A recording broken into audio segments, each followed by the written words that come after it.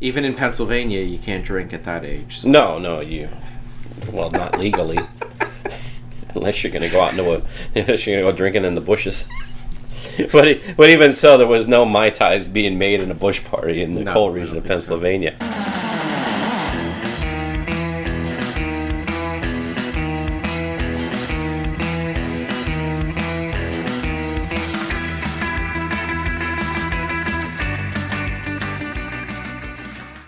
Hi everyone, this is Ray, or some of you might know me as Tiki with Ray, and today I have my good friend Matt on.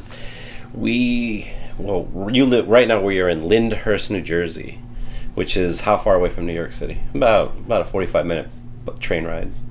If that. Yeah, and I live out in Seattle, but Matt and I actually grew up in the same place, coal region of Pennsylvania. We've known each other pretty much since the 90s. Really. Easily, yes. Yeah. So Matt and I have had similar backgrounds as far as our lives are concerned. And obviously we're both into Tiki.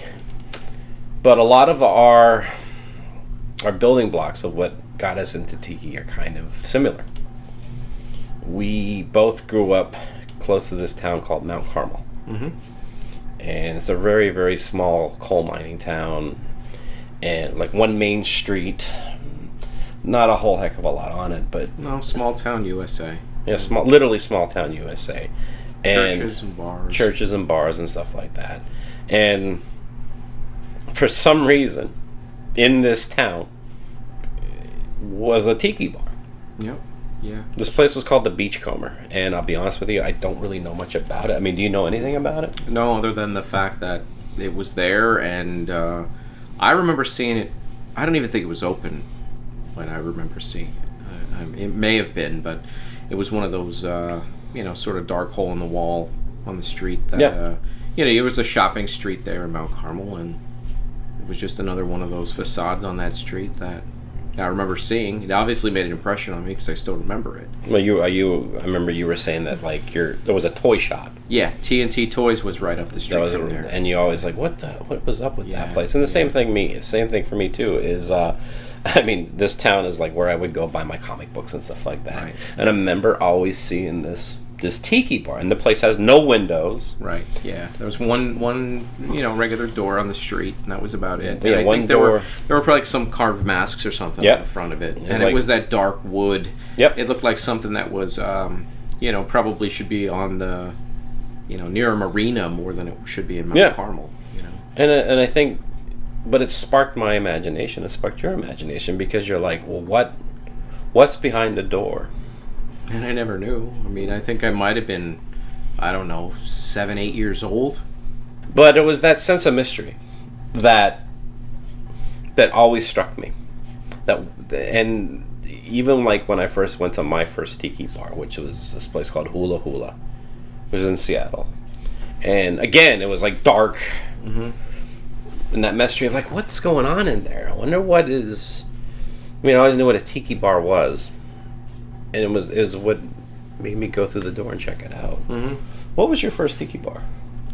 My first conscious decision to go to a tiki bar might have been the Mai Kai. The Mai Kai. Yeah. Well, that's knocking it out of the park. Sure, exactly. And it's all downhill from there. Yeah, and you realize after the fact that you were in perfection. Exactly, one of the best. And now, granted, when I was there.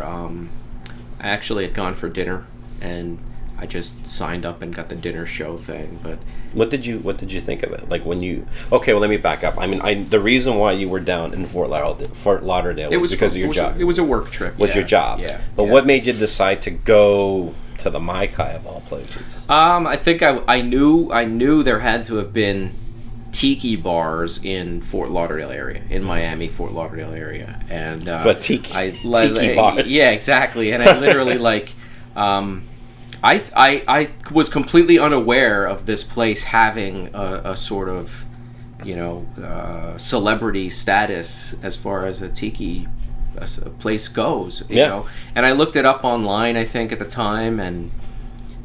Just got there, and at the time it was before even GPS because it was that many years ago. Yeah. Got directions to go to this place, and it was valet parking, and it's still valet parking, and dinner show, and I almost could say it was a sort of depressing trip in a way, because this place was filled with either couples or families there for this dinner show. And the dinner show, you were there. I mean, the dinner show is flaming, twirling flames and hula dancers and this stuff. And here I am, this guy sitting by himself. You walk through the door, and then the theme from the Hulk comes on. Yeah, right.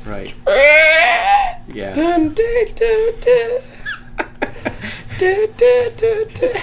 You're like, Well, maybe not quite that. But I picture but I was you're literally- sitting at the table. yeah, it was just by myself, and I think I might have ordered a pina colada or something like that. Hey, are you doing good? Are you doing Yeah, fine? right.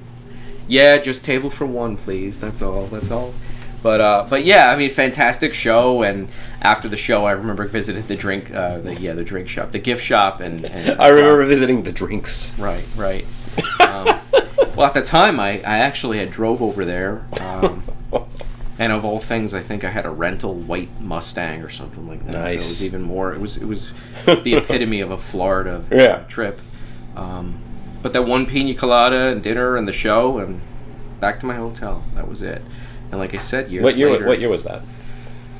It's got to be almost 15 years ago. Yeah. So somewhere around then, Was it 15 years ago?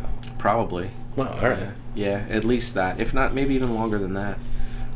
But even at that point, you went to Fort Lauderdale, you went to the Maikai, but it isn't like the next day you were going and buying an Aloha shirt or anything else. No, exactly. And it's always a snowball effect. Yeah, and there were really, I was aware of tiki bars and stuff like that, but it wasn't like I was out visiting all these places between then and now either.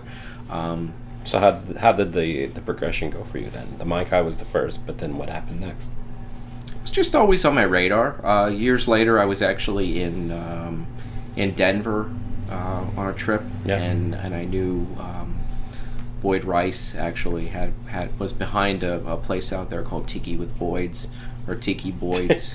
Tiki with Boyd's. Hey, he was stealing my idea. Yeah, right. No, Tiki Boyd's, Tiki, right? yeah. Yeah. And I got to visit that for again. I mean, And the backup driving into Denver by myself and trying to find this place. And Boyd Rice is, how would you describe? He's definitely very prankster, noise musician, industrial kind of stuff. like the roots of a lot of that music. If there was any musician, the least likely guy that you would think that would open up a tiki bar, it'd be Boyd Rice, because I remember you told me about that. I'm like, Boyd Rice has a tiki bar, and you're like, yeah, but like, the more you get to know him, the more you realize it. Sure, he's always been into that side of culture, and in fact, he was there at the bar that night. I didn't really have the guts to go over and introduce myself or anything like that, but he was there, and the records were good, and the drinks were good, and sadly, I think the place, it didn't last. You know, the hotel, I think, decided to do something else with the space,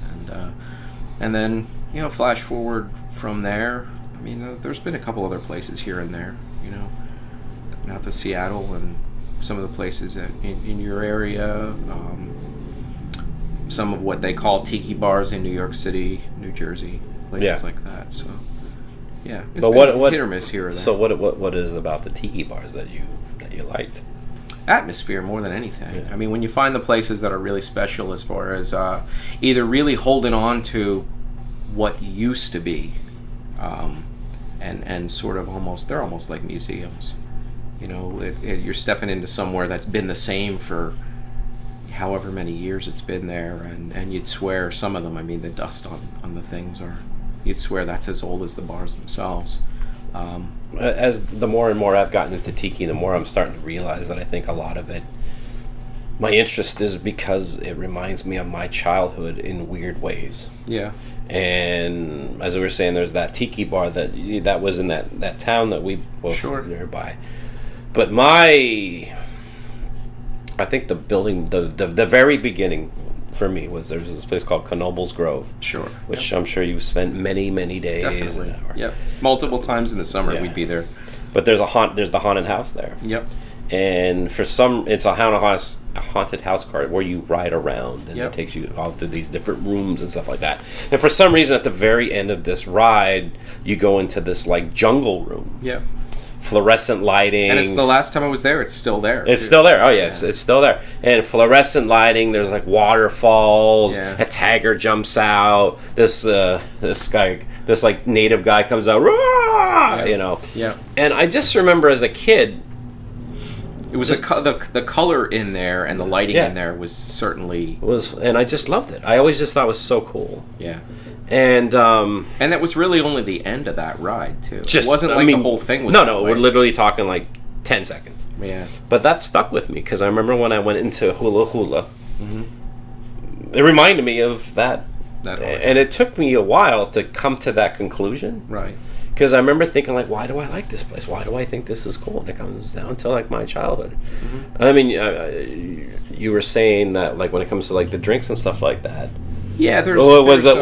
Orange Julius? Yeah, from Orange the mall. Julius, yeah, it was that same kind of thing. And actually, like the Gray's Papaya has a thing called coconut champagne, and it's this sort of same thing. You know, these coconut fruit drinks with a little bit of fizz to it or something. And I remember liking that stuff even when we were little kids. Yeah. And when you sort of grow up and you realize you can get an adult version of that, maybe I think that's kind of it. You're holding on to some of that, and the places themselves. It's like.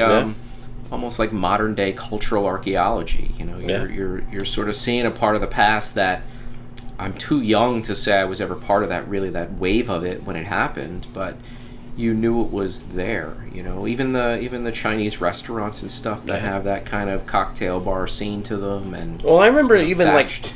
I remember back in the day, like Chinese restaurants were like really, really cool because it's the same thing. It was the same full environment. Right. I mean, most good Chinese restaurants, no windows. You go in, it's red. Yeah, lots of red. The very first Chinese restaurant I went to was with my aunt. She lived in Philadelphia, and she took us all out. And I remember as a kid being like, "Oh my God, this is amazing!" I just love the full environment. Well, and there was a sort of there was always a kind of like ritual about it too. There'd be the tea and the little dried, the crispy noodles, and then afterwards you'd get the fortune cookies and there was a certain thing about that, and that ritual of it all I think was part of it too, and it was really, especially where we grew up. I mean even the Chinese restaurants that existed in that area, it was like an exotic thing for us to go to a Chinese restaurant. Yeah. I mean, you had fast food and you had. I mean, what was really restaurants in it? The only thing We had Italian restaurants. The only thing I remember was steakhouses. Steakhouse, but Bonanza and Ponderosa kind of steakhouses. Yeah, but I remember some of the better ones.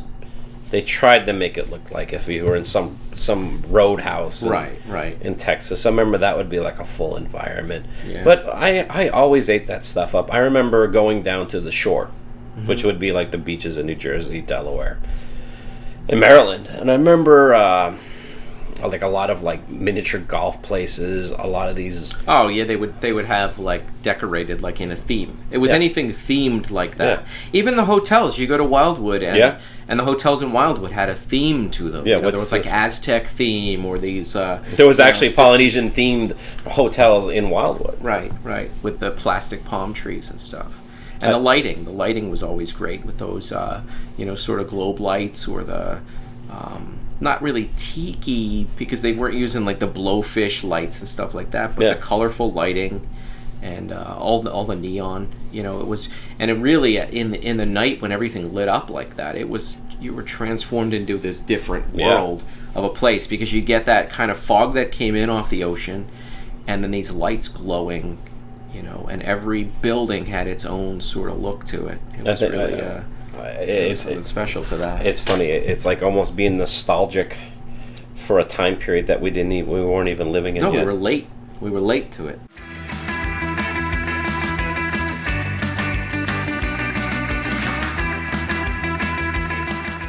You're centered. I don't know if you want to cover up that arm of the chair with the blanket. Oh yeah, the chair's all like ripped off.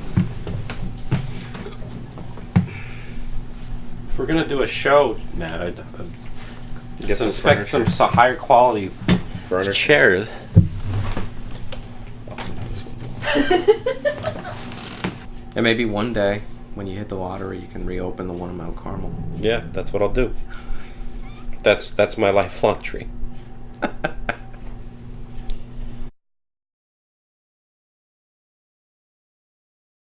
Hey gang, this is Tiki with Ray, and I just want to say thank you very much for checking out my video. I hope you enjoyed it. And if you want to see more episodes, click on the subscribe button. And if you liked the video, give it a like. That would mean a lot to me. And if you have any comments or suggestions, please leave a comment in the comment section below.